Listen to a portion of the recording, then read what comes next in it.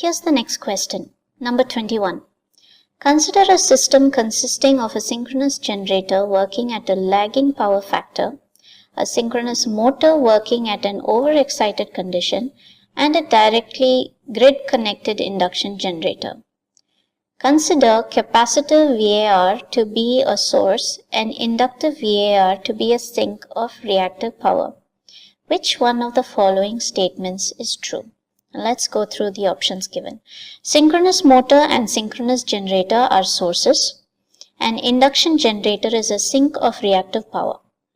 Second one says, synchronous motor and induction generator are sources, and synchronous generator is a sink of reactive power.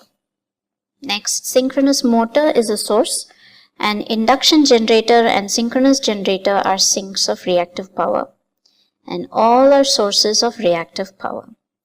Okay, so the first thing is, let's put it all into perspective by drawing out a figure.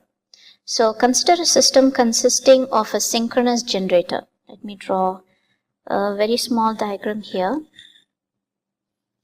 So we have generator working at a lagging power factor, a synchronous motor. Okay, then we have a motor here. And finally, we have an induction generator. Alright, so an induction generator, motor and generator all connected to each other. The conditions given in the question is the key.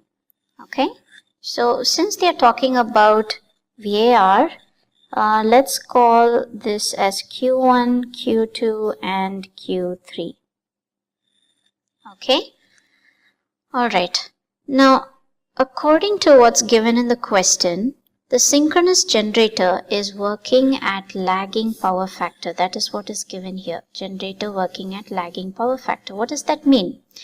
It means that the generator operating at lagging power factor is in fact an inductive load should be connected.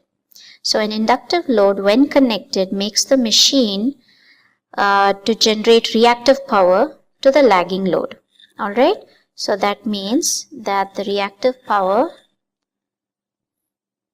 be this way. Then we have the synchronous motor. Now the question says that the synchronous motor is overexcited. Now the condition when the synchronous motor is overexcited is it starts acting like a synchronous condenser. So I suggest you keep that in mind as well. It's a good point. Synchronous motor, when overexcited, acts as a synchronous condenser. Okay, and finally we have the induction generator. Now the induction generator over here, directly grid connected induction generator. Okay, so the induction generator will absorb the reactive power that has been developed in a magnetic field. Okay, so that means that we have both of these coming here, right? So this tells us that the synchronous motor and the synchronous generator, look at this node over here.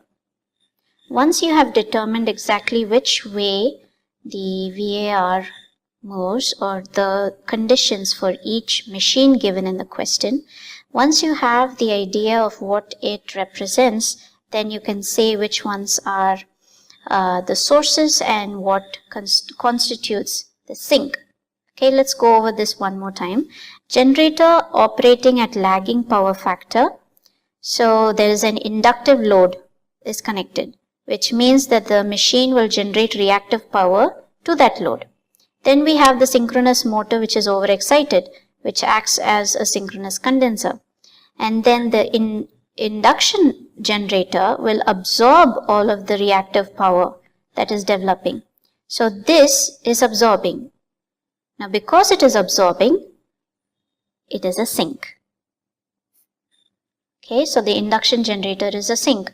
You'll have to think of this in terms of just the English meaning as well of a sink.